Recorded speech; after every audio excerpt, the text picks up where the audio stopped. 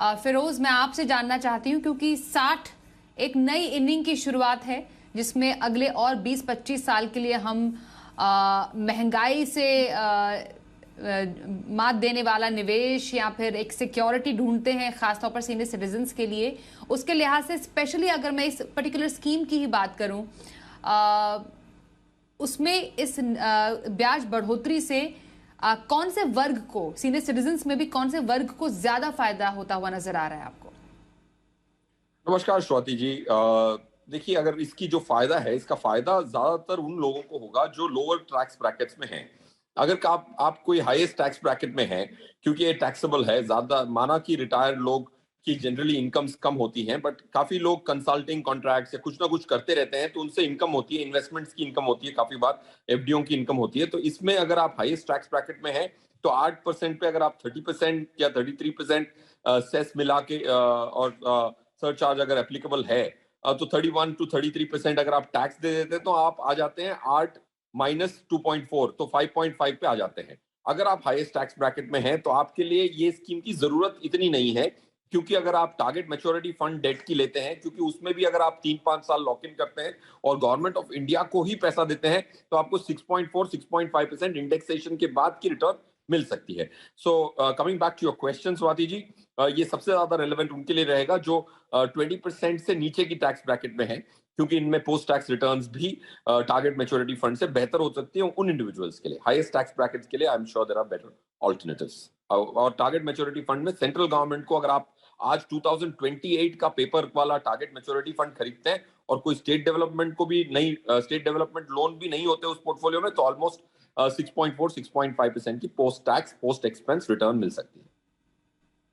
फिरोज, एक asset allocation जो है आफ्टर 60, उसमें आप कुछ अलग राय लेना चाहेंगे या कोई एक ऐसा फॉर्मूला जो कि जैसे एक अनिल जी ने बताया, आपकी नजर में एक एसेट एलोकेशन 60 साल के बाद के जो नागरिक हैं, जो सीनियर सिटीजन्स हैं, उनके लिए कैसे काम कर सकता है आपकी नजर में? जैसे अनिल जी ने कहा, एक वो थंब रूल तो बहुत सदियों से चला आ रहा है। अच्छी बात है कि वो आप इक्विटी जरूर रखें। अनिल जी से मैं बिल्कुल सहमत हूं कि आपको इक्विटीज रखनी चाहिए। और लाइफ एक्सपेक्टेंसी इंडिया की ऑलमोस्ट 70 इयर्स हो गई है। इंडिपेंडेंस पे ऑलमोस्ट 37-38 इयर्स थी। 75 सालों में हमारी लाइफ एक्सपेक्टेंसी 70 को इस साल पार कर चुकी है। लास्ट ईयर ही पार कर चुकी थी। तो 70 की लाइफ एक्सपेक्टेंसी है, और 10 सालों में आई एम श्योर जो आज 60 के हैं, जब वो 70 के होंगे, लाइफ एक्सपेक्टेंसी 75 की हो चुकी होगी। सो काफी इंक्रीज है लाइफ एक्सपेक्टेंसी में। पॉइंट 1। पॉइंट 2, मेरे हिसाब से अगर कोई सीनियर सिटीजन है, तो उनको अपने पैसे को 2 भागों में बांटना चाहिए, और दोनों की रणनीति अलग रखनी चाहिए, क्योंकि सबकी स्थिति अलग होती है। अब जब मैं किसी से मिलता हूं जो एचएनआई है फॉर एग्जांपल, उनकी डायरेक्शन ऑफ थॉट बहुत अलग होगी। अगर किसी के पास 1 करोड़ रुपया है, और उनको लगता है कि मैं 40-50 लाख तो खुद की लाइफ में कंज्यूम करने वाला नहीं हूं, तो जो आप इंटरजेनरेशनल है उसको एक दूसरी बकेट में डालें, जो आप खुद अगले 10-15 सालों में कंज्यूम करने वाले हैं उसको अलग बकेट में डालें। ये दोनों पैसे को बांटना और उसकी रणनीति अलग बनाना इंपॉर्टेंट है मेरे हिसाब से। पॉइंट 1। पॉइंट 2, अगर आप पूरा अगले 10 साल में कंज्यूम नहीं करेंगे, तो जो 10 ईयर प्लस बकेट है, उसमें ऑलमोस्ट आप 60-70% इक्विटी में जा सकते हैं। और जो शॉर्ट टर्म बकेट है, लेस देन 10 इयर्स, उसमें जैसे अनिल जी ने कहा 20-30% ही इक्विटी रखना चाहिए। और 5 साल के नीचे का जो कंजम्पशन है, जो अगर तीसरी बकेट आप डिवाइड करना चाहें, तो उसमें आप 100% डेट रखें और सिस्टमैटिक विड्रॉल प्लान करके उसमें से अपनी कंजम्पशन करें। सो 3 buckets: intergenerational, more than 10 years, more than 5 years, और जो बचे पैसे हैं वो आपको डेट में रखने चाहिए। ये कस्टमाइज स्ट्रेटजी होगी। वन साइज फिट्स ऑल अगर आप रिटेल निवेशक हैं, ज्यादा एक्यूमुलेटेड नहीं है, तो अनिल जी ने जो राय दी, I am completely in sync with that. Planning की बात कर रहे हैं डेफिनेटली, पर एक होलसम जो एक फाइनेंशियल प्लानिंग सीनियर सिटीजन्स की होती है, अपार्ट फ्रॉम हम जब इक्विटी डेट के एलोकेशन को देखते हैं, उसके अलावा एक सीनियर सिटीजन को अपने फाइनेंशियल प्लानिंग के और कौन से एस्पेक्ट्स को ध्यान में रखने की जरूरत है आजकल के टाइम को देखते हुए? आई थिंक, देखिए, जैसे हम देख रहे हैं कि अगर सीनियर सिटीजन अपनी फाइनेंशियल प्लानिंग कर रहे हैं, तो अपने गोल्स को क्लियरली ले डाउन करना, जाहिर सी बात है, बहुत सारे इंपॉर्टेंट लाइफ गोल्स वो पूरे कर चुके होंगे। बट पॉइंट 2 ये है कि उनको आज भी बहुत सारे लाइफ गोल होंगे, क्योंकि 60 के बाद, रिटायरमेंट के बाद आपके पास वक्त होता है, बहुत सारा वक्त होता है, काफी सारी चीजें जो शौकिया थी, जो आप नहीं कर पाए, रोजमर्रा की जिंदगी में नहीं मिलता है वक्त, उसके लिए आपको अलग गोल्स रखने चाहिए, अपने अलग एस्पिरेशंस रखने चाहिए।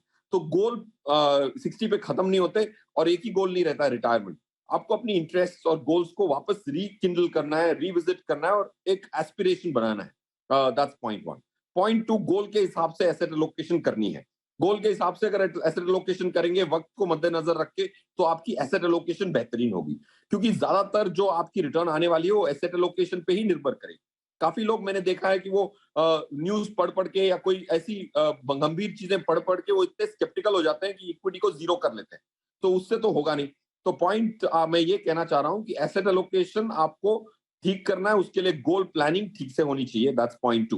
पॉइंट थ्री, आपको आपकी रिस्क एपेटाइट को वापस रिविजिट करना पड़ेगा। रिस्क एपेटाइट जब एक मंथली इनकम आती है तो बहुत अलग होती है। जब आपकी मंथली इनकम कम हो जाती है या जीरो हो जाती है तो रिस्क एपेटाइट चेंज होती है। Risk appetite goes through a transformation at retirement. So that's the third thing. जैसे मैंने कहा था कि रिस्क एपेटाइट रिविजिट करनी है, विड्रॉल रेट्स को मद्देनजर रखना है। अगर आपके पास 100 रुपीज हैं, तो आप अगर 5 to 6% ऑफ 100 रुपीज एक साल में कंज्यूम करना चाहते हैं तो बिल्कुल ठीक है। आधा परसेंट पर मंथ की withdrawal rate is not too high. तो that's the fourth item. Fifth item, health insurance की जो कवर्स हैं वो आपको जल्दी से खरीदनी चाहिए, क्योंकि जैसे अनिल जी ने भी कहा, महंगाई हेल्थ पे बहुत बढ़ रही है। क्योंकि इन्फ्लेशन, मेडिकल इन्फ्लेशन हमारी कंट्री में 13 to 14% रहा है, और आगे चलते हुए भी और बढ़ेगा, क्योंकि ग्लोबल कंट्रीज बहुत इन्फ्लेशन, मेडिकल इन्फ्लेशन देख चुकी है। इंडिया बहुत सस्ता है फ्रॉम अ मेडिकल पर्सपेक्टिव, तो उसकी प्रोविजन करनी चाहिए। बिल्स प्लेस में है कि नहीं है, रजिस्टर हुई कि नहीं हुए। This is the holistic 5-6 points एक इंसान को at the age of 60 and senior citizen को कंसिडर जरूर करनी चाहिए। फिरोज, कुछ फंड्स जो कि आपको लगता है कि सीनियर सिटीजन्स के लिए अच्छे हो सकते हैं, डेट पोर्टफोलियो के लिए और इक्विटी पोर्टफोलियो के लिए, फंड्स और उनकी कैटेगरीज? स्वाति जी, जैसे सीनियर सिटीजन की बात हो रही है तो मैं डेफिनेटली पहले डेट से चालू करना चाहूंगा। आईडीएफसी गिल्ड 2027 इंडेक्स फंड, इसमें 97% पैसा गवर्नमेंट ऑफ इंडिया को दिया जाता है। इसकी जो नेट यील्ड है, जो रिटर्न है, 6.92% आफ्टर एक्सपेंस है। इसमें आपको इंडेक्सेशन का बेनिफिट मिलता है। तो ऑलमोस्ट आप 6.4% पोस्ट टैक्स की उम्मीद कर सकते हैं अगर 5 साल या 2027 जून, जो 4.5 साल है, तब तक अगर आप होल्ड करें। आदित्य बिरला सन लाइफ का Nifty SDL fund, state development loan April 2027 index fund, इसमें आपकी जो नेट यील्ड है वो 7% है आफ्टर एक्सपेंस।